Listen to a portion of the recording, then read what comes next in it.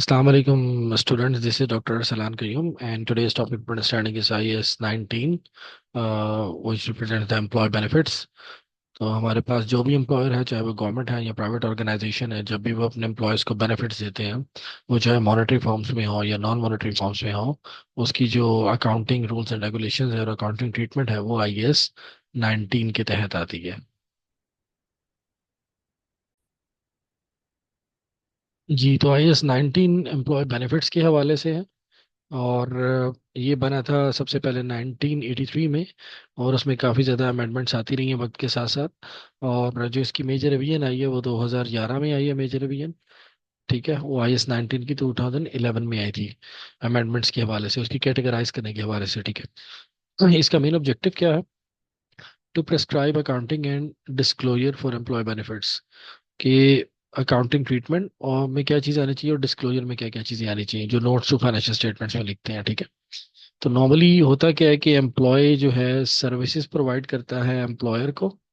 ठीक है, और एम्प्लॉयर बदले में उसको बेनिफिट्स यहाँ सैलरी के तौर पे देता है। ठीक है, और इसमें हम एक्रूअल प्रिंसिपल फॉलो करते हैं। ठीक है, एक्रूअल प्रिंसिपल फॉलो किया जाएगा। और एक्रूअल प्रिंसिपल को आपको पता है कि रिकॉर्ड एक्सपेंस वर्सेस सर्विस, जैसे जैसे सर्विस देंगे उसी तरह आप एक्सपेंस को रिकॉर्ड करते जाएंगे साथ साथ। ठीक है।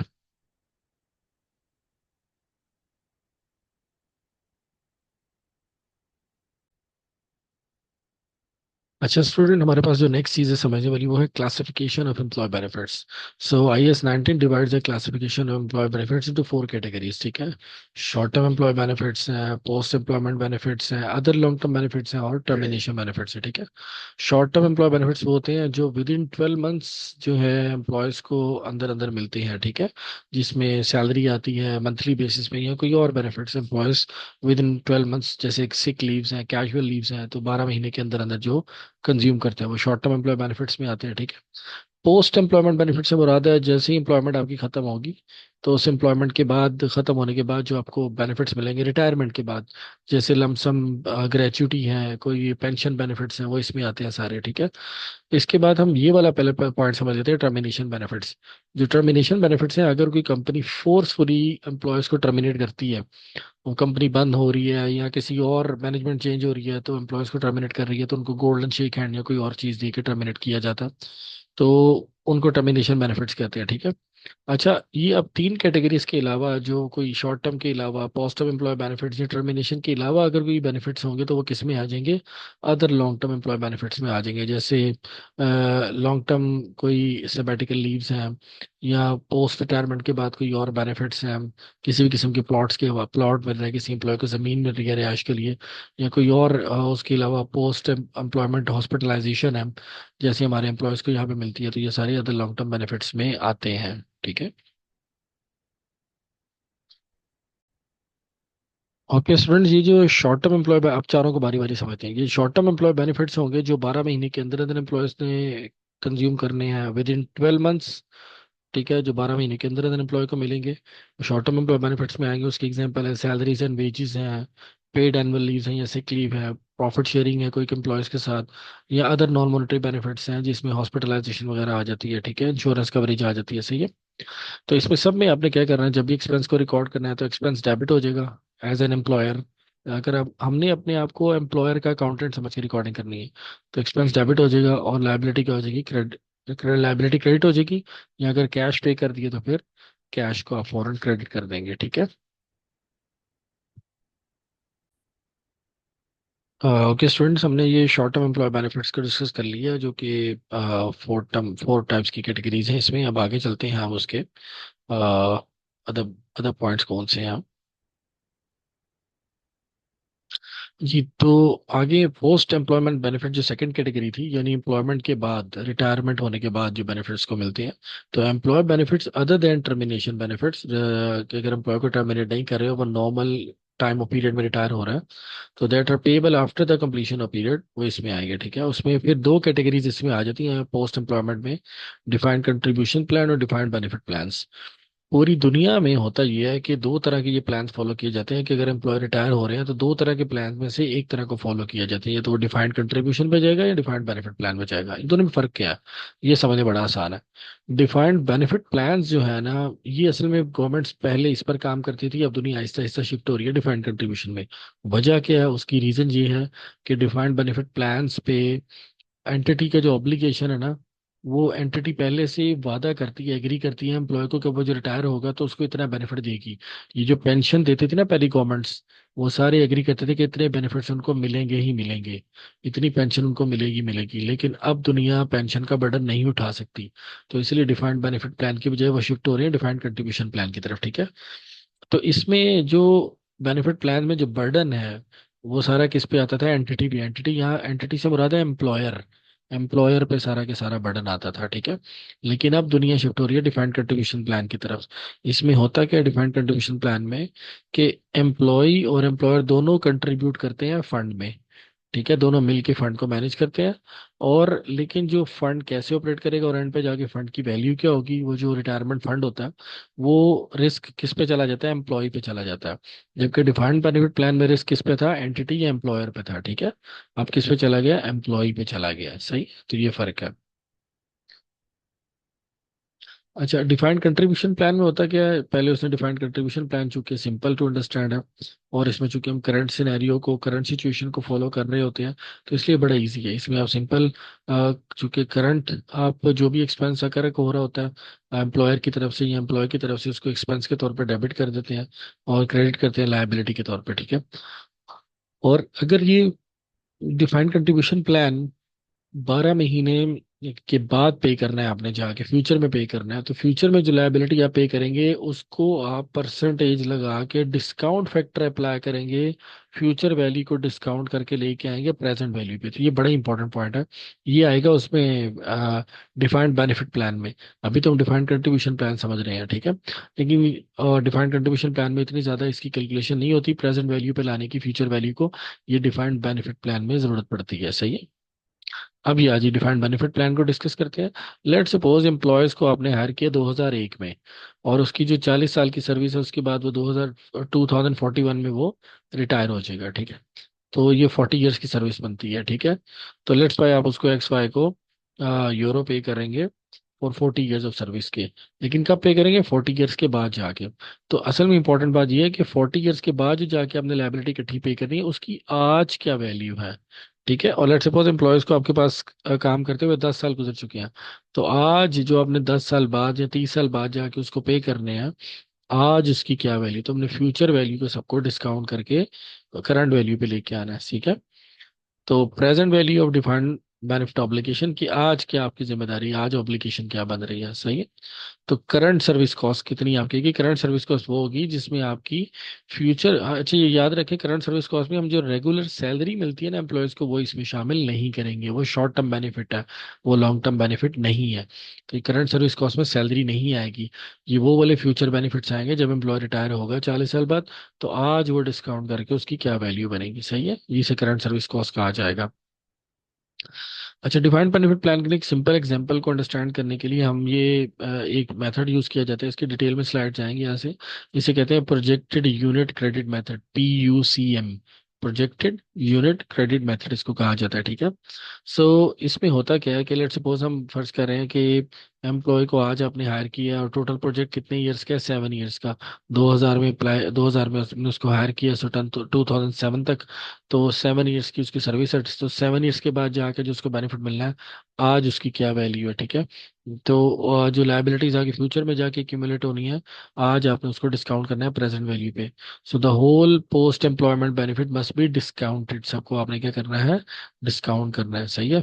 यानी सारी फ्यूचर वैल्यू को प्रेजेंट वैल्यू पे डिस्काउंट करना है। तो यहाँ एक बड़ी इंपॉर्टेंट बात समझा दूं कि जिसकी आज जो इसकी 7 ईयर्स के बाद यानी आप क्या करेंगे, जब यूनिट वन पे खड़े होंगे पहले साल में, तो 7 - 1 करेंगे, तो 7 - 1 करेंगे तो 6 ईयर के बाद वो जो बेनिफिट मिलना है उसको आज क्या, आज ईयर एंड पे आप क्या क्या उसकी वैल्यू लिखेंगे।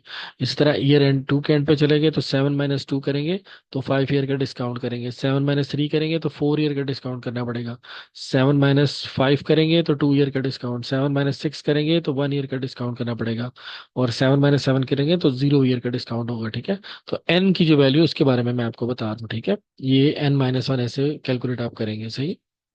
अच्छा, उसके बाद तो थर्ड कैटेगरी आ जाती है अदर लॉन्ग टर्म बेनिफिट्स जो एम्प्लॉयज़ को मिल सकते हैं। वो क्या हो सकते हैं, लॉन्ग टर्म पेड एब्सेंस मिलती है, यानी एम्प्लॉयज़ को छुट्टी छुट्टी मिल जाती है, पेमेंट मिलती है। वो कहते हैं जैसे आप स्टडी लीव पे चले जाएं 1 साल 2 साल के लिए कहीं बाहर आउट ऑफ कंट्री, तो आपको पे करेंगे स्कॉलरशिप।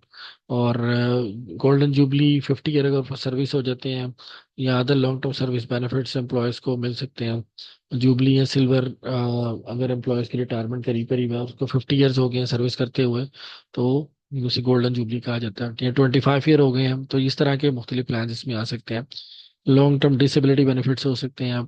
डिसेबिलिटी, आपको पता है कि अगर कोई एम्प्लॉय लेबर काम करते हुए डिसेबल हो जाए तो उसको अदर डिसेबिलिटी बेनिफिट्स मिलते हैं। प्रॉफिट शेयरिंग बेसिस भी जाती है, जिसमें एम्प्लॉयज़ को बाजू का जो कंपनी को प्रॉफिट होता है वो शेयर की बेस पे भी दिया जा सकता है और कैश की बेसिस पे भी दिया जा सकता है। डेफर्ड रिम्यूनरेशन ऐसा होता है कि एम्प्लॉय से आप वादा कर लेते हैं कि यार आप इतनी सेल करो, तो आपका एंड पे जाके फ्यूचर में डेफर होते जाएगा आपका रिम्यूनरेशन। ठीक है, तो एंड पे जाके इकट्ठी होती जाती है चीजें, सही है।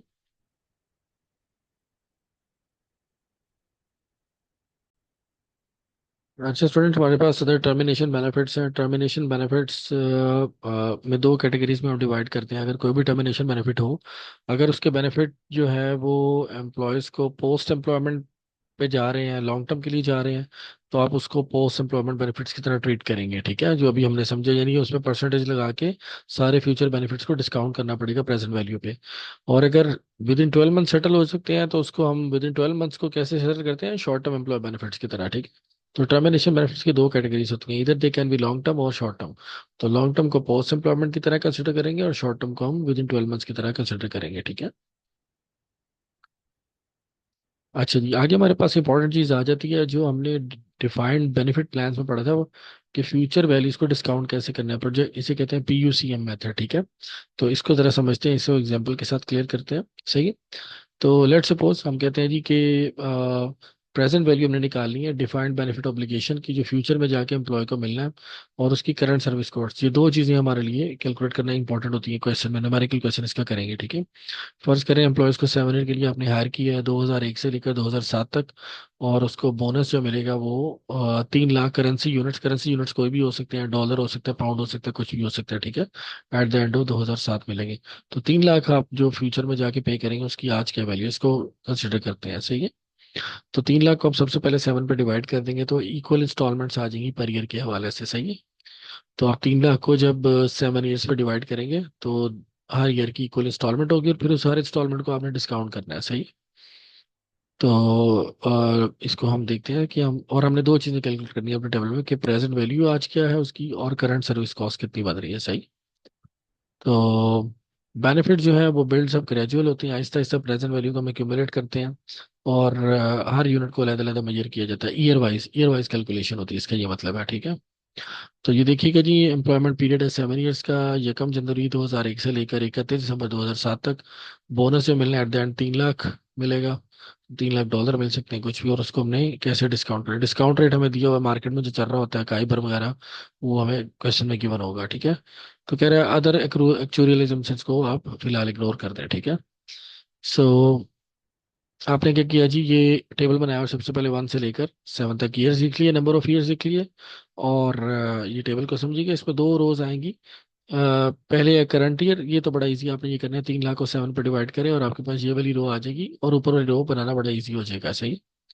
तो देखिएगा ये 3 लाख को 7 पे डिवाइड करेंगे तो हर ईयर की इक्वल इंस्टॉलमेंट 42,857, 42,857 बन रही है आपकी हर साल की। ठीक है, अच्छा अब ये वाली जो ऊपर वाली रो है वो कैसे आएगी जी, आपने एक्यूमुलेट करते जाना है, जैसे कि हम एक्यूमुलेशन के टेबल बनाते हैं ना।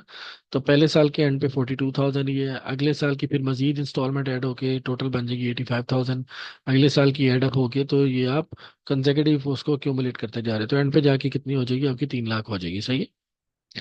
अच्छा, अब आगे आपने क्या करना है, इसमें टेबल में डिस्काउंट फैक्टर अप्लाई करना है, ठीक है। तो डिस्काउंट फैक्टर क्या होगा, ये आप देखें रोज कौन सी है, ये 1 से लेकर 7 तक है आपके पास। ये इस रो में आपने नंबर ऑफ ईयर्स लिख लेने हैं। और ओपनिंग ऑब्लिगेशन आपकी उस साल की आएगी, उसमें आप ऐड करेंगे इंटरेस्ट 2% के हवाले से, ठीक है। और डिस्काउंट फैक्टर अप्लाई करेंगे 2% के साथ, सही है। और करंट ईयर की सर्विस कॉस्ट कैसे निकालेंगे, जो भी डिस्काउंट फैक्टर आपका निकला होगा, प्रेजेंट वैल्यू डिस्काउंट फैक्टर आपको कैलकुलेट करना आना चाहिए, बड़ा इजी है, आप लोग कल के आए होंगे। जो फ्यूचर वैल्यू होती है उसको आप 1 + i raise to the power -n कर देते हैं, ठीक है। तो ये आपके पास डिस्काउंट फैक्टर आ जाता है। तो देखते हैं, बड़ा इजी है, ये चारों रोज हैं, इसको बारी बारी समझते हैं, ठीक है। तो ये देखिएगा आपके पास, ये बारी बारी एक कॉलम को अगर आप समझ लेंगे तो सारे कॉलम समझ आ जाएंगे। तो कॉलम 1 और कॉलम 2 को मैं समझाता हूँ। देखिएगा, पहले साल की बिगिनिंग ऑब्लिगेशन आपके पास कोई नहीं है, तो क्योंकि ये एंडिंग पे चल रहा होता है ना, हम सपोज करें कि एंडिंग पे आप पेमेंट कर रहे हैं, ठीक है। तो ये जो इंस्टॉलमेंट्स हैं, ये एंडिंग एन्युटी है, क्लोजिंग एन्युटी है, ठीक है। आपको पता है एन्युटी ड्यू और एन्युटी ऑर्डिनरी एन्युटी, तो let's consider it as ordinary annuity, ठीक है। तो ओपनिंग ऑब्लिगेशन कोई भी नहीं है इस, ये वाला जो इंटरेस्ट आएगा ना, ये ओपनिंग ऑब्लिगेशन पे आएगा, तो चूंकि ये भी जीरो है तो इसलिए ये भी जीरो ही होगा, सही है। अगले कॉलम में आपको ये समझ आ जाएगा, सही है।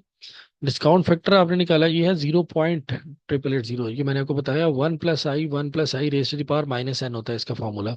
तो 1 + i 1.02 raise to the power -7 - 1 करेंगे तो -6 आ जाएगा, ठीक है। क्योंकि ये पावर -n है, ये डिनोमिनेटर में या न्यूमरेटर में जाके प्रेजेंट वैल्यू का फॉर्मूला सिंपल अप्लाई करेंगे, तो ये 0.8880 आ जाएगी, ठीक है। मैं आपको दोबारा बता रहा हूँ, 1.02 रेज टू द पावर -6 करेंगे तो आपके पास ये आंसर आएगा।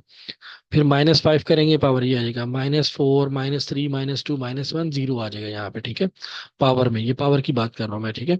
तो ये डिस्काउंट फैक्टर आ गया। डिस्काउंट फैक्टर जो आपके पास आया 0.880, इसको आप मल्टीप्लाई करेंगे पहले साल की ये वाली जो इंस्टॉलमेंट है 42,857, उससे आप डिस्काउंट फैक्टर, ये फॉर्मूला लिखा हुआ है 42,857, यानी हर साल की जो इक्वल इंस्टॉलमेंट है उसको आप डिस्काउंट फैक्टर से मल्टीप्लाई करेंगे, यू गेट दिस वैल्यू। अगले साल का डिस्काउंट फैक्टर है, उसको आप फिर 42,000 मल्टीप्लाई करेंगे, यू गेट दिस वैल्यू। अगले साल फिर मल्टीप्लाई करेंगे, यू गेट दिस वैल्यू। तो हर साल देखें, ये अब डिस्काउंट फैक्टर की वैल्यू बढ़ती जा रही है, डिस्काउंट फैक्टर मल्टीप्लाई करके, सही है। अच्छा, अब होना क्या है, ये आप सेकंड कॉलम को समझ लें कि इस साल क्लोजिंग ऑब्लिगेशन आपकी बनी है 38,000। ये कैसे बनी है, ये चूंकि ओपनिंग कोई भी नहीं थी तो यही वाली वैल्यू आपकी इधर आ जाएगी। अब ये आपकी क्लोजिंग वाली अगले साल की क्या बन जाएगी, ओपनिंग बन जाएगी वैल्यू। इस ओपनिंग वैल्यू पे आप कितने परसेंट इंटरेस्ट लेंगे, 38,000 पे 2% अप्लाई करेंगे तो यू गॉट 761, ठीक है। इस वैल्यू पे 2% लेंगे, ये आ जाएगा, ठीक है। ये अब आपको समझ आ गई। उसके बाद आपने डिस्काउंट फैक्टर ये पहले से कैलकुलेट किया, 1.02 रेज टू द पावर -5 होगा, ठीक है। ये वैल्यू आ जाएगी, इसको आप 42,557 से मल्टीप्लाई करेंगे, यू गॉट दिस वैल्यू।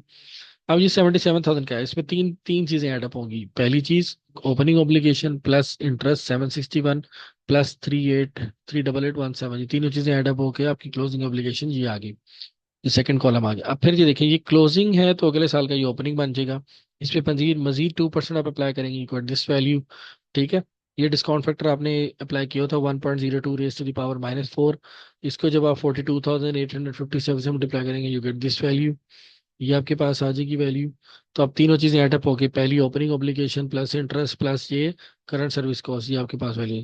तो इन सबको सम अप करते हैं, एंड पे जाके आपके पास 3 लाख के बराबर आ जाएगा, ठीक है। वही एक्चुअल वैल्यू आ जाएगी, सही है। तो एक्चुअली हमें दो कॉलम चाहिए होते हैं कि प्रेजेंट ये करंट सर्विस कॉस्ट आपकी कितनी निकल रही है, यानी आज उसकी वैल्यू कितनी है, सही है। तो ये तमाम चीज़ों को हमने प्रेजेंट वैल्यू डिस्काउंट फैक्टर का फॉर्मूला लगा के डिस्काउंट करना होता है, सही।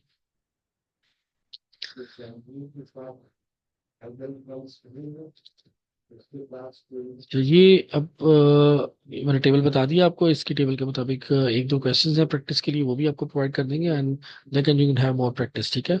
बस इसी टेबल को फॉलो करना है और you can get the idea of how to calculate the present value of defined benefits, ठीक है। Thank you very much.